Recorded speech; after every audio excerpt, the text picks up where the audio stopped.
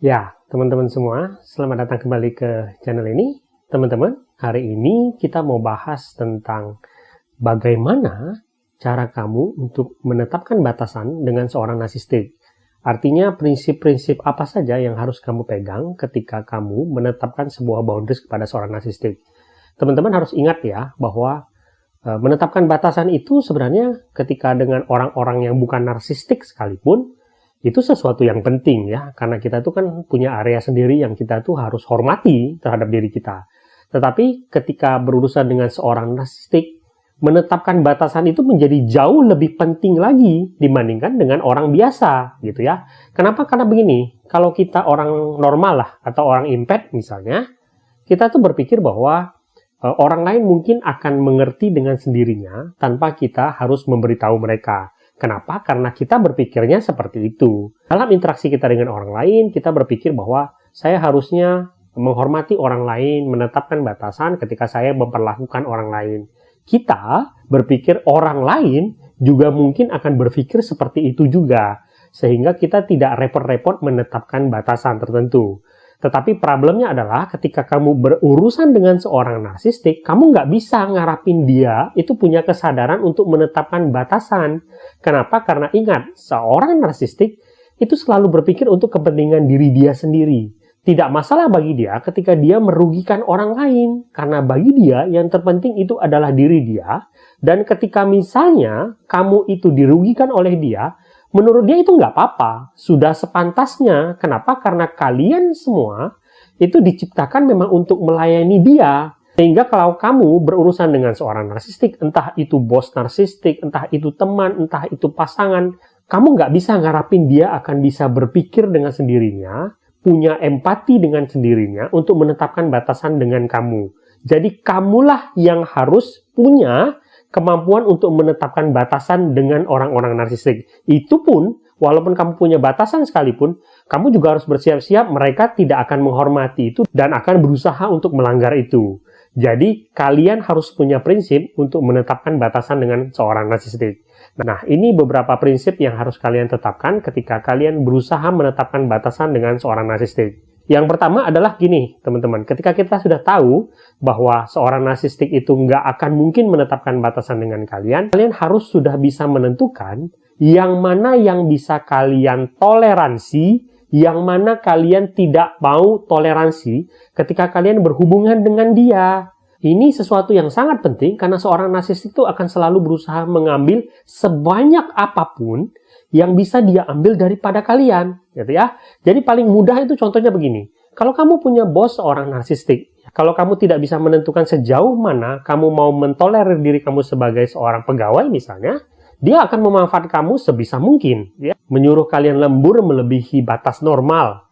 Menyuruh kalian melakukan sesuatu yang sebenarnya bukan areanya kalian. Bahkan mungkin bisa saja menyuruh kalian melakukan tindakan-tindakan kriminal misalnya. Semuanya untuk kepentingannya dia. Jadi kalian harus punya batasan sejauh mana saya mentolerir tindakan dia terhadap kalian. Yang lain juga begitu, sahabat kalian misalnya. Sejauh mana kalian mau berinteraksi dengan dia, sejauh mana dia bisa memanfaatkan kebaikannya kalian.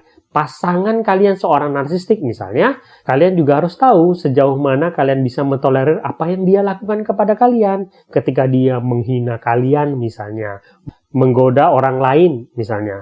Kalian harus punya standar sejauh mana kalian membiarkan dia melakukan apa yang dia mau. Yang kedua, ketika kalian sudah punya standar sejauh mana kalian mentolerir apa yang dilakukan kepada kalian, ingatlah, kalian harus tahu kapan saatnya kalian berani untuk mengatakan tidak terhadap permintaan-permintaan yang diajukan oleh seorang narsistik. Karena sekali lagi, kita sudah tahu mereka tidak punya batasan sejauh mana mereka bisa mengambil daripada kalian.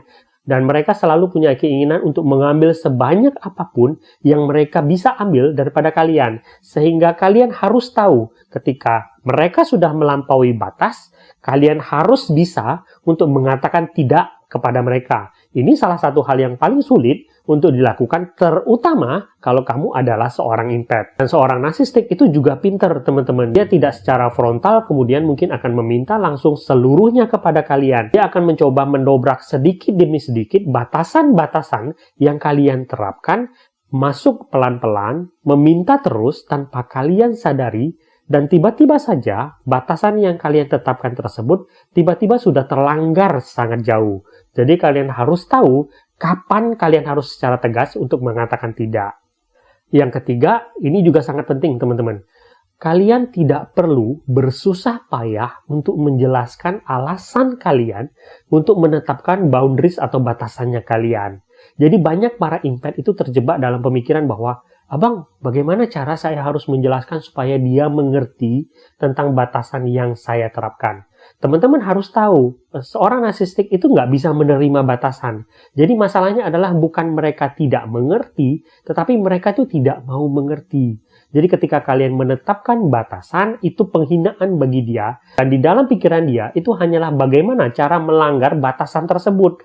Jadi kalian nggak perlu bersusah payah untuk memikirkan bagaimana caranya untuk menjelaskan itu kepada mereka. Karena percuma. Mereka nggak akan mau mendengarkan itu. Kalian tidak perlu membebani diri kalian, dan ketika mereka menolak untuk mengikuti batasan yang kalian tetapkan, belajarlah untuk mengabaikan hal tersebut. Hindari perdebatan dengan mereka. Karena sekali lagi, mereka nggak akan peduli dengan alasan-alasan yang kalian tetapkan tersebut. Karena bagi mereka, yang terpenting itu adalah kepentingannya mereka. Yang keempat, jangan terpancing masuk ke drama yang mereka buat ketika mereka merespon batasan yang kalian buat, gitu ya. Jadi ketika misalnya kamu bikin batasan, si narsistik itu pasti akan bereaksi secara emosional biasanya. Mereka akan marah, mereka akan bikin drama-drama tertentu supaya kalian itu mungkin saja merasa bersalah atau bikin keributan sehingga kalian kemudian membatalkan batasan yang kalian tetapkan tersebut. Nah, penting untuk kalian menyadari hal tersebut sehingga ketika mereka berusaha memancing drama, ketika mereka merespon batasan yang kalian buat, jangan terpancing akan hal tersebut. Kalian bisa belajar untuk mengabaikan responnya mereka, tetapi tetap jalankan batasan yang kalian majukan tersebut. Yang kelima, teman-teman, ketika misalnya kamu bikin batasan dengan seorang narsistik, dia biasanya akan menyerang secara emosional, gitu ya. Mereka bisa saja menyerang membabi buta melalui perkataan-perkataan tertentu, bikin kalian merasa bersalah, menghina kalian, ya. Pokoknya mereka ingin kalian itu membatalkan batasan yang kalian buat tersebut. Penting untuk kalian mengingatkan diri kalian untuk jangan ambil hati apapun yang dikatakan oleh si narsistik kepada kalian ketika dia merespon batasan yang kalian buat tersebut. Ya, jadi ketika dia berusaha membuat kalian merasa bersalah, ketika dia berusaha menghina kalian, berusaha membuat kalian membatalkan keputusan-keputusannya kalian atau batasan-batasan kalian, apapun itu biasanya tidak dia pikirkan secara masak-masak. Dia hanya berusaha menyerang kalian sekuat tenaga. Apapun yang dia katakan itu biasanya bukan kebenaran, teman-teman. Dia tidak peduli lagi dengan yang namanya moral ataupun kebenaran. Dia akan berusaha mengarang segala sesuatu sebisa mungkin untuk menyakiti kalian supaya kalian membatalkan keputusan kalian tersebut. Jangan ambil hati terhadap apa yang dia katakan kepada kalian. Tetaplah tenang dan jangan batalkan batasan yang kalian buat tersebut. Keenam, teman-teman, ketika kamu bikin batasan dengan seorang narsistik, mungkin kalian harus berpikir tentang konsekuensinya. Persiapkan diri kalian untuk menjalani konsekuensinya. Misalnya, ketika kalian bilang kepada bos kalian bahwa saya nggak bisa tolerir ketika bekerja begini, begini, dan begini. Kalau memang konsekuensinya misalnya kalian harus dipecat, atau dipindahkan ke bagian tertentu, atau apapun, teguhkan hati kalian untuk menjalani hal tersebut. Atau konsekuensi ketika kamu harus kehilangan teman kamu tersebut, konsekuensi ketika misalnya kamu di silent treatment oleh pasangan kamu, atau siapapun narsistik yang berdekatan dengan kamu tersebut, persiapkan diri kamu untuk jalani semua konsekuensinya. Itu worth it untuk dijalani, teman-teman.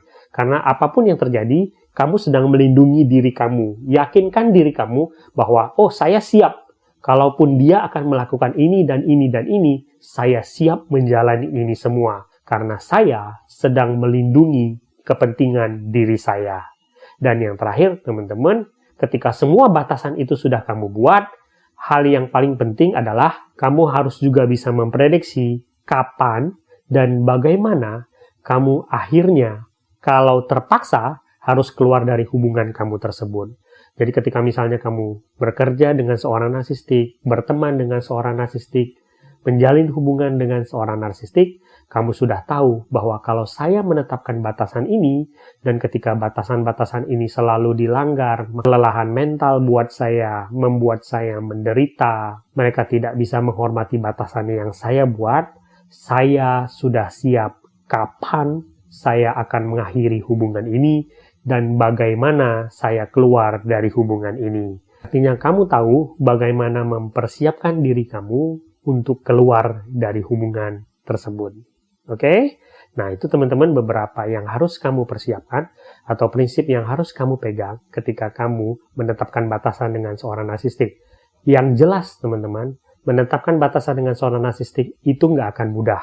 Karena bagi seorang narsistik, boundaries itu menyakiti mereka. Dan mereka pasti akan berusaha sekuat tenaga untuk menyakiti kalian kembali. Semoga video ini berguna. Sampai jumpa di video berikutnya.